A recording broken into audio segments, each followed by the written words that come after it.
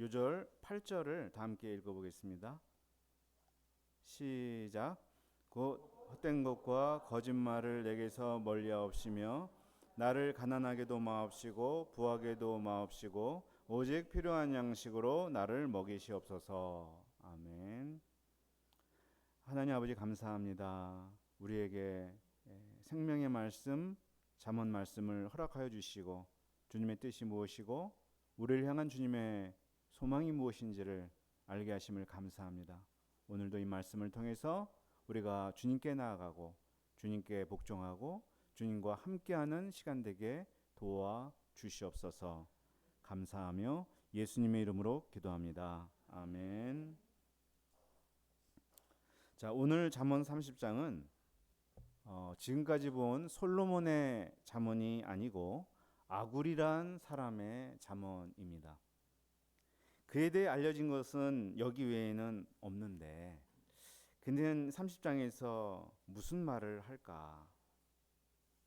한마디로 말하자면 자기 경계 안에서의 삶을 강조합니다. 현대 이 문화 코드 중에 하나가 뭐냐면은 경계 파괴죠. 또 무경계 개념입니다. 클래식과 현대 음악의 구분이 사라지죠.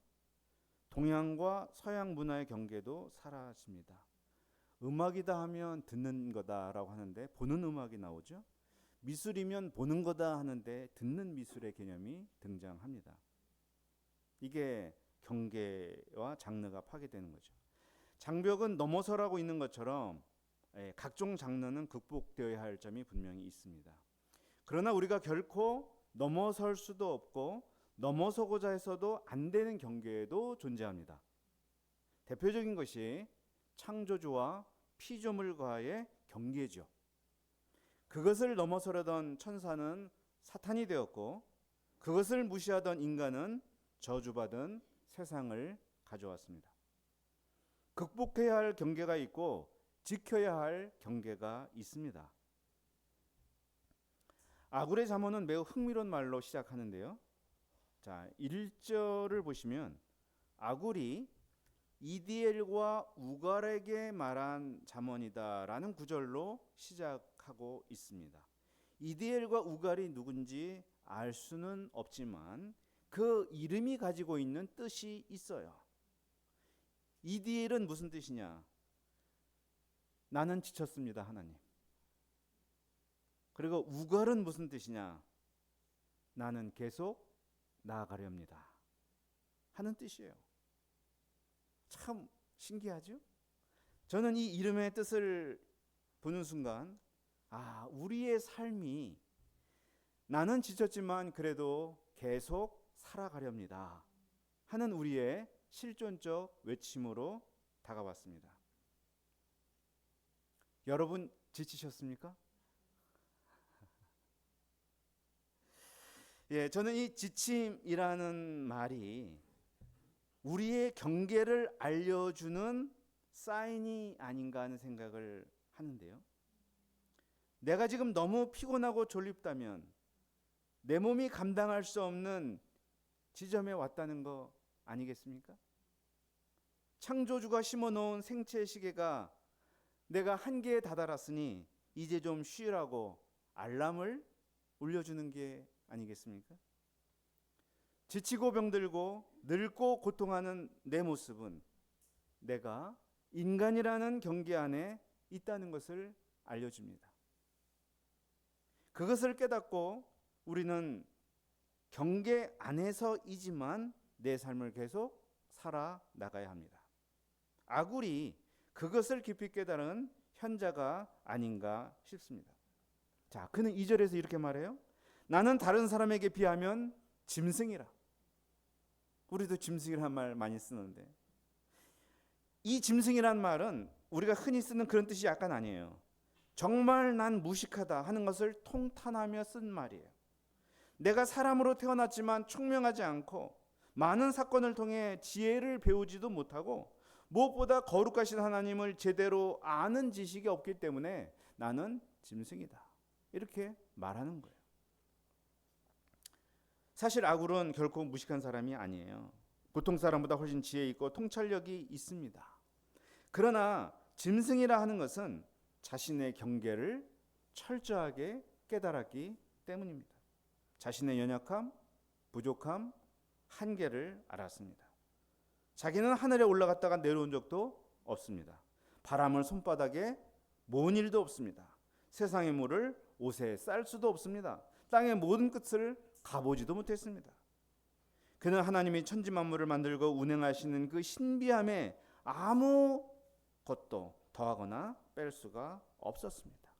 이런 자신을 발견할 때 그는 겸손하지 않을 수 없었습니다. 그는 자기를 발견할수록 하나님이 필요함을 알았습니다. 그러면 이 하나님을 어디서 만나고 하나님의 음성을 어디서 들을 수 있는가? 바로 하나님의 말씀이죠. 하나님의 말씀은 하나님이 어떤 분이시고 사람이 어떤 존재인지를 가르쳐 주었습니다. 어떻게 살아야 하는지 알려주었습니다. 그는 말씀에 의지하여 살고자 했습니다. 그때 그는 크게 깨달은 바가 있었습니다. 두 가지 기도 제목을 말했는데요. 자, 7절을 보면 자기가 죽기 전까지 하나님이 거절하시면 안 되는 가장 중요한 기도 제목 둘을 이야기합니다. 첫째, 헛된 것과 거짓말을 자기에게서 멀리 해달라는 기도를 하였습니다. 헛된 것과 거짓말이 무엇일까요? 굉장히 여러 가지 얘기할 수 있겠지만 오늘 본문에서 문맥 속에서 본다면 성경이 이야기하고 있지 않는 것들이에요. 인간이 지켜야 할 경계를 넘어서도록 부추기는 일이 헛된 일입니다. 인간이 해서는 안 될 일을 하도록 부추기는 말이 거짓말이에요. 세상엔 그런 게 참 많습니다. 뱀이 아담과 하와를 유혹할 때 선악과를 따먹으면 하나님처럼 된다고 했습니다. 하나님처럼 되고자 하는 것은 헛된 일이며 될 수 있다고 하는 말은 거짓말이죠. 그들은 헛된 일을 하도록 부추기는 뱀의 거짓말을 듣지 말아야 했습니다. 사람이 어떻게 하나님처럼 됩니까? 그것은 경계를 넘어서는 짓입니다. 뒤에서 나오지만 독수리가 뱀처럼 살 수 없고 메뚜기가 도마뱀이 될 수 없습니다. 뱀도 독수리가 될 수 있다고 한다면 거짓말이고 그것을 추구하는 것은 헛된 일입니다. 자기를 개발하고 자기를 실현하며 한계를 뛰어넘는 삶을 우리는 살아야 하지만 뱀이 독수리가 되고자 하는 식의 어리석음을 범해서는 안 됩니다. 우리는 하나님의 은혜와 보호하심이 없으면 언제든지 경계를 뛰어넘으려는 교만하고 어리석은 짓을 저지를 수 있기 때문에 그런 것들을 멀리 해달라고 기도하는 것입니다. 자, 두 번째 기도 제목. 나를 가난하게도 마옵시고 부하게도 마옵시고 오직 필요한 양식으로 먹여달라는 기도를 했습니다. 표면적으로 딱 들으면 중간 소득 계층으로 사는 게 제일 행복한 거구나. 그러면 차상위 계층은 아니고 나는 한 5, 6분위에서 살면 가장 행복한 건가? 그럴 수도 있죠. 예. 근데 그렇게만 생각하면 우리가 좀 1차원적으로 생각하는 것이고, 적당히 먹고 적당히 지내는 게 가장 좋다는 말이라고 한다면, 그러면 가난한 신앙인이나 부자 신앙인은 잘못된 건가? 이런 생각하게 되죠. 이게 이제 아굴 편에서 생각을 해봐야 되는데, 그가 찢어지게 가난한 것도 싫고 매우 부유한 것도 싫어하는 이유가 있어요. 그게 바로 9절이에요. 자기가 배불렀다가 하나님을 모른다, 하나님이 누구냐, 그가 나한테 왜 필요하냐, 이런 말 할까 봐 두렵고, 내가 찢어지게 가난해서 마트에서 삼각김밥 훔치다 걸려 하나님의 이름을 욕되게 하는 그런 사람 될까 봐 두렵다, 그거예요. 그의 기도는 철저히 하나님을 향해 있는 거예요. 재벌이면서도 하나님 무시하지 않고 겸손히 하나님 찾는 사람 있잖아요. 가난하면서도 부끄러운 짓 하지 않는 크리스찬이 있잖아요. 그런데 자기는 그런 사람이 못 될 것 같아요. 왜? 나는 짐승이에요. 난 약하고 몰라요.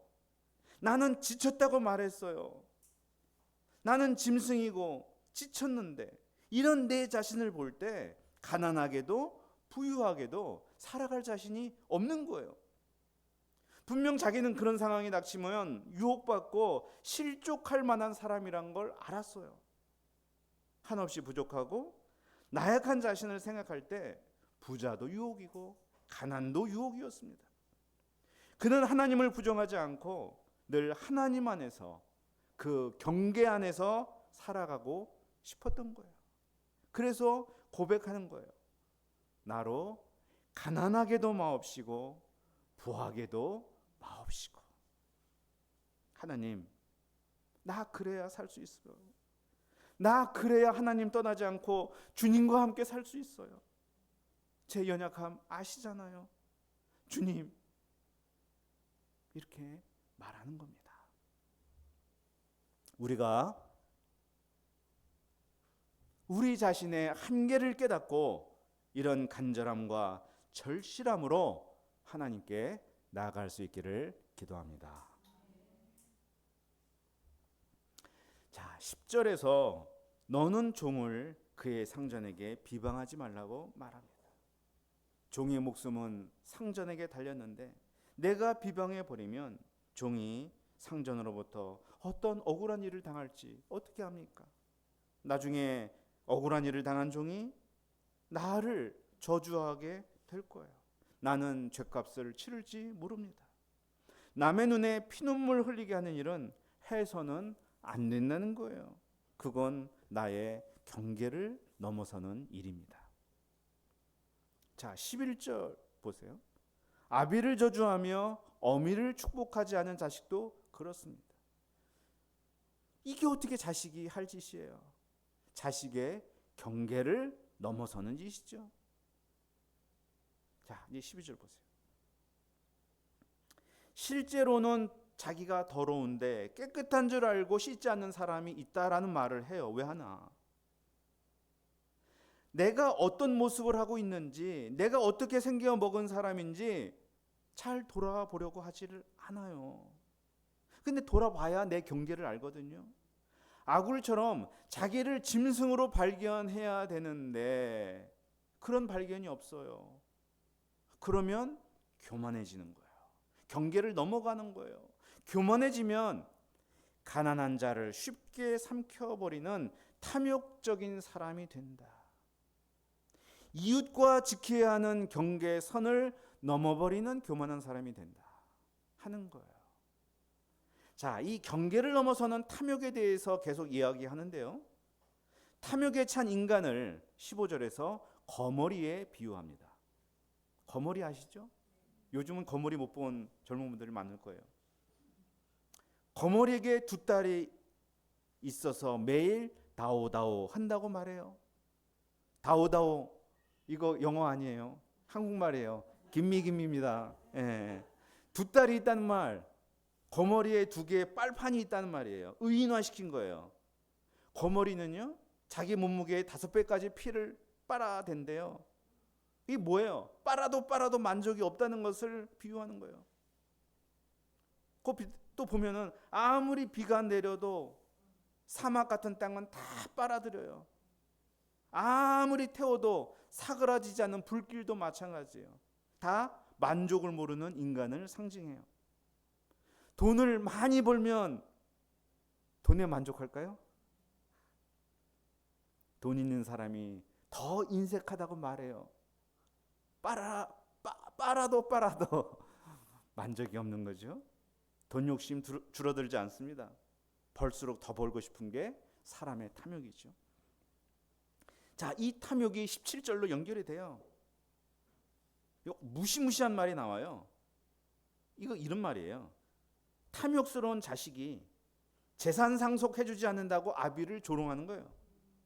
탐욕스러운 자식이 재산 분할을 적게 해준다고 어미에게 순종하지 않고 땡깡 부리는 거예요.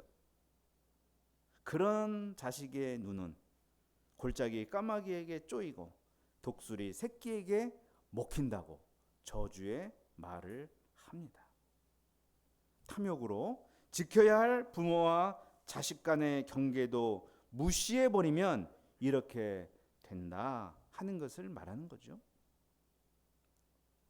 이제는 이 탐욕을 교묘하게 감추는 인간의 사악함에 관한 이야기로 넘어가는데요. 공중에 날아다니는 독수리에게는 자취가 없습니다. 그가 날아간 다음에 흔적이 없다는 거예요. 뱀도 마찬가지예요. 바위 위를 기어 지나가는데 지나간 다음에 흔적이 없어요. 배도 그런데 배가 지나가면 물결이 일다가 금방 조용해지고 언제 배가 지나가는지 자취가 없어요. 사람도 그것을 따라해요. 근데 20절 보면 참 통탄할 만한 일이 있어요. 음료도 그렇게 한다고 말해요. 그가 부도덕한 성관계를 맺고 입을 딱 씻습니다. 나는 불륜을 저지르지 않았다고 시치미를 뗍니다. 그러나 그렇게 한다고 음녀가 남긴 자취가 독수리, 뱀, 배가 남긴 자취와 같다고 말하겠습니까? 결코 그렇지 않죠.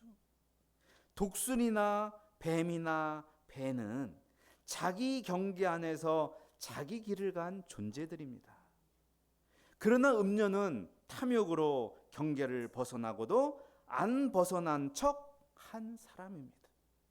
하나님이 다 보고 계시는데 손바닥으로 태양을 가렸어요.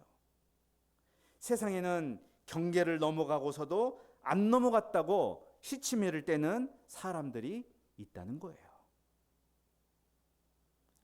아굴은 이것처럼 세상을 진동시키며 견딜 수 없게 만드는 매우 역겨운 경우들을 계속해서 이야기를 합니다. 자, 보세요. 종이 임금이 됐다. 뭐 종이 임금 될 수 없습니까? 그런 얘기하는 거 아니에요. 자격이 없는 자가 통치자의 자리에 올라섰다 그런 말이에요. 종이라도 자격이 있으면 되죠. 여기서는 자격이 없는데 왕이 되었다. 세상은 그런 걸 받아들일 수 없다. 역겹다. 미련한 자가 호의호식하는 권세자, 배불리 먹는다는 게 그런 표현인데요. 그것도 역겹고 받아들이기 힘들다. 또 미움을 받는 여자가 시집가는 것 이렇게 말했는데 이것도 오해하면 안 돼요. 왜? 미움받는 여자 시집가면 안 돼? 그런 말이 아니라 여기서 미움받는다는 것은 음녀 같은 여인을 이야기하는 거예요. 그런 여자가 시집을 가면은 한 가정을 파탄낼 수 있기 때문에 이 일도 감당할 수 없다. 이런 얘기예요. 또 여종이 주모가 되는 거. 뭐 여종은 안주인 되면 안 돼요? 그런 말 하는 게 아니라 이 자격이 안 되는 사람이 그 자리에 올라가는 걸 말하는 거예요. 이 모든 예들은 인생 역전을 하면 안 되냐? 그런 얘기하는 게 아니라 내 선을 넘어간 사람들의 이야기입니다. 경계를 이탈하면 세상이 견딜 수 없고 서로가 망하게 된다는 말이에요. 이에 반해서 매우 지혜롭게 세상을 살아가는 동물들이 있습니다. 자, 개미가 나옵니다. 개미는 절대 평가를 한다면 다른 동물보다 힘이 약하죠. 그러나 개미가 얼마나 잘 살아가요. 부지런하게 먹을 것을 여름에 준비해서 그들은 누구보다 잘 살아갑니다. 이 사반이라고 나오는데 이거 토끼 비슷한 바위 너구리라고 말하는데요. 이 굉장한 연약한 초식 포유류이지만 본성대로 바위 사이에 집을 짓고 안전하게 살아갑니다.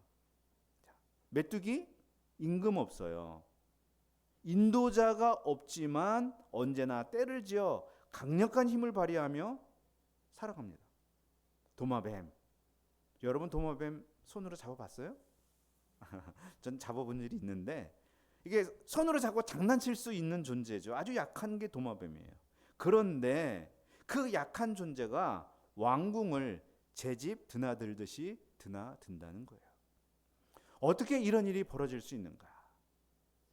하나님이 그들에게 주신 본성과 속성, 그 경계 안에서 살아가기 때문입니다. 개미는 부지런함을 잃지 않으면 되는 거고, 사바는 바위 사이를 떠나지 않으면 되고, 메뚜기는 집단에서 떨어지지 않으면 되고, 도마뱀은 모기를 잡으며 조용히 벽을 기어다니기만 하면 됩니다. 자기 자리를 지킨다는 것은 결코 작은 게 아닙니다. 그것이야말로 자기답게 위풍당당하게 사는 길이다 하는 거예요. 그래서 다음으로 위풍 있게 다니는 것들을 이야기합니다. 아무 짐승 앞에서도 물러가지 않는 사자가 있다고 말하죠. 물러가면 사자가 아니죠. 사자만큼 힘은 없지만 사냥개와 순념소도 물러서지 않는 속성을 지니고 있는 존재로 말하고 있어요. 강력한 왕의 위풍당당함은 더 말할 필요도 없겠죠.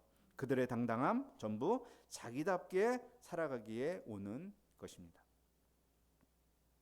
당당한 삶이 이런 데서 오는 것을 모르고 미련해서 자기의 선을 넘어 그래야 되는 줄 알고 교만하게 행하거나 또 해서는 안 될 악한 일을 도모하면 감당할 수 없는 재앙이 닥치게 됩니다. 그래서 32절을 보면 네 손으로 입을 막으라 이런 말을 하는 거예요. 그가 받을 끔찍한 결과 감당할 수 없기 때문에 입을 막으라 하는 거예요. 이러한 결과는 내가 겪기 싫다고 해서 겪지 않는 게 아닙니다. 그 마지막 이제 33절 말씀 보면 우유를 계속 저으면 버터가 만들어지고 코를 때리면 코피가 나듯이 내 자리를 벗어나는 짓을 계속하면 그런 격동과 다툼이 일어난다. 그런 말입니다. 자,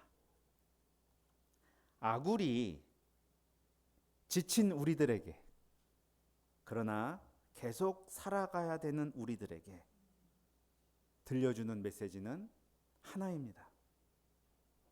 경계 안에서 살아가라는 것이죠.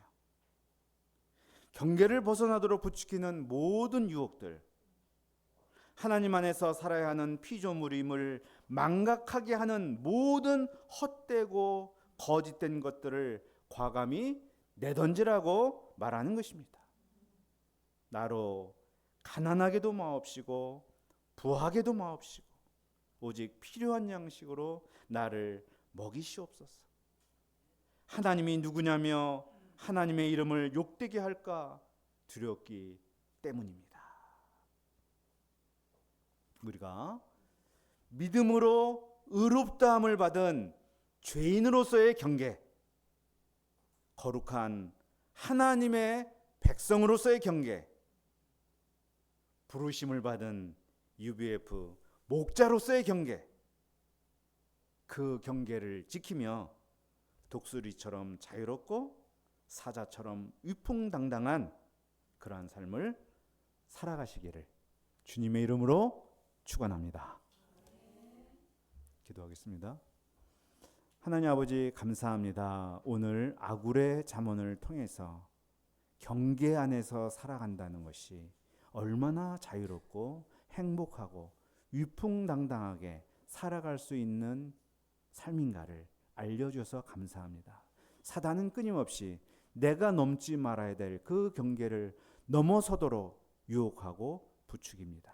우리가 그러한 헛된 일과 거짓말에 넘어가지 않게 하여 주시고 내가 늘 하나님 안에서 하나님의 백성으로 살아갈 수 있도록 도와 주시옵소서.